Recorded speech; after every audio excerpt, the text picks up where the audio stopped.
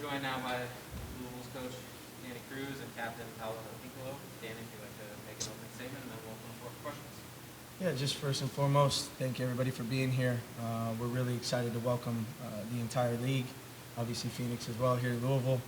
I think this is a massive opportunity for us as a club to kind of show the things that we've been doing here in this market.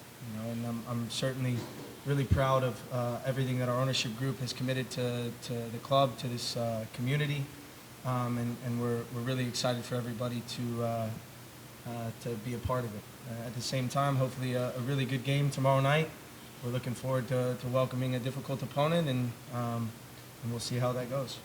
I'll just ask you to speak up so the people in the room can hear you as much as you can. Sorry, you got it. Questions?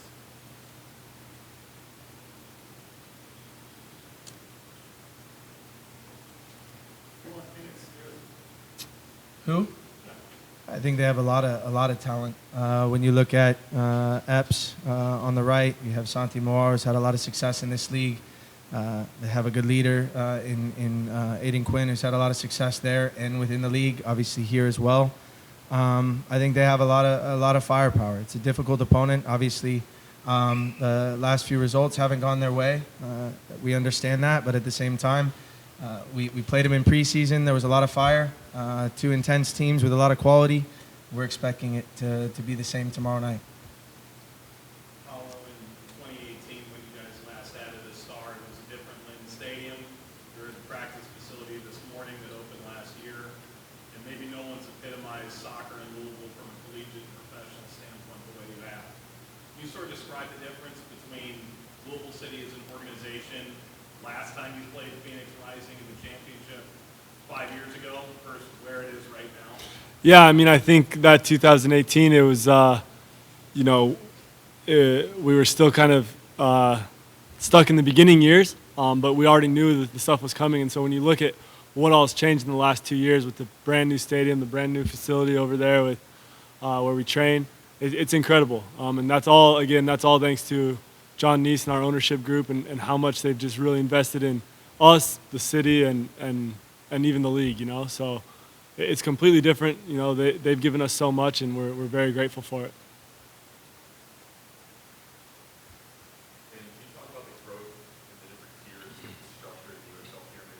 It's easy with this organization, guys that have come from League One into the championship. Greg Hurst, great example, second leading scorer. You guys, the academy level, you've got Jonathan Gomez, and obviously the headline that he made. You got a pretty decent little center back, Josh Warrior playing on the back line, two different routes, but that's not something you regularly see, and now it's happening more and more. Can you just give us your words on what that's been like to the organization? Yeah, I think it might have been last week I was doing an interview, and when you look at the overall structure of the league now, the organization in the USL, the addition of the USL Academy League, obviously there's a lot of clubs in the USL Championship now and League One that are investing heavily in their academy and in the community. I think you're starting to see the dynamic change quite a bit. For us here, I can speak definitely the commitment that again, I know I've talked about it already, but that our ownership group has put into the community with regard to the growth of our academy, and you're starting to see that come to fruition within the first team. And I think as that continues to happen throughout the league, you're seeing players be sold, you're seeing the league continue to grow, and that includes in League One. To your point, there's players that have made the jump this year that are having excellent years or an excellent season, and I think you're going to continue to see that. It's providing more opportunity for players in this country, and it's something certainly that we're proud of.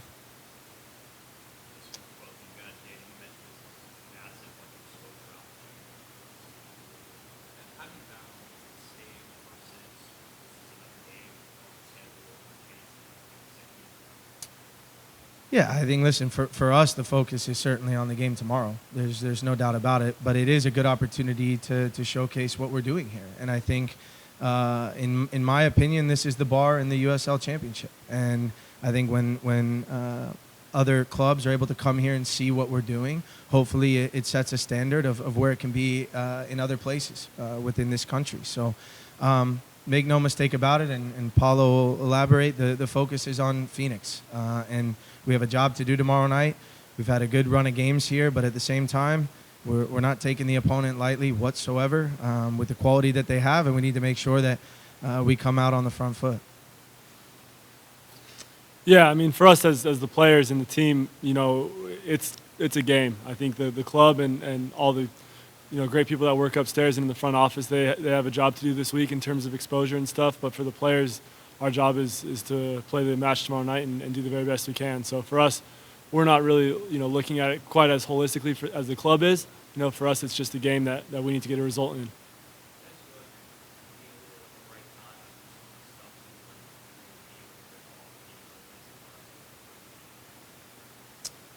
I think we take it a week at a time.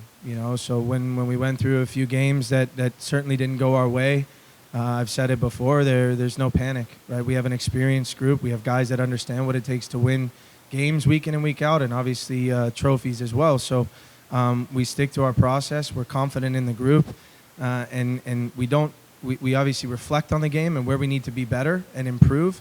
But then it's preparing for the next opponent.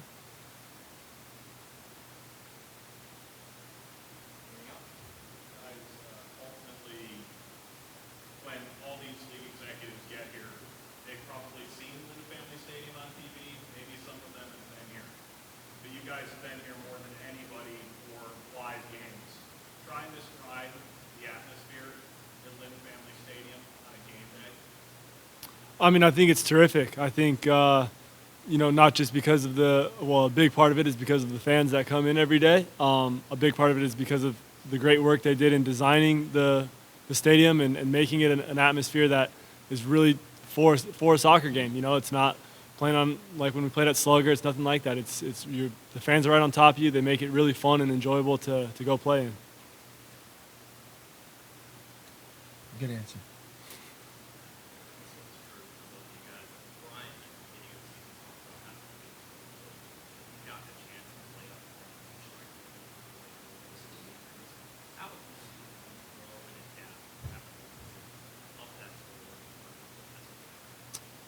Yeah, well, first and foremost, I think, when you look at the amount of games between Cam and Wilson that have been missed to injury, I think that would be difficult for any team.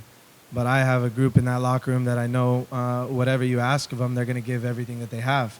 Brian hasn't played the 9 in a long time, but in these last 5 games, he's done an excellent job when his number was called. He's scoring goals. His intensity in the defending moments has been excellent, and I think I've made it really clear throughout this season that I'm confident that any player that I put on the field is going to get the job done, and for him, he's taken that role and he's flown with it. So we'll see what it looks like tomorrow night, but so up to this point, he's done an excellent job in the role.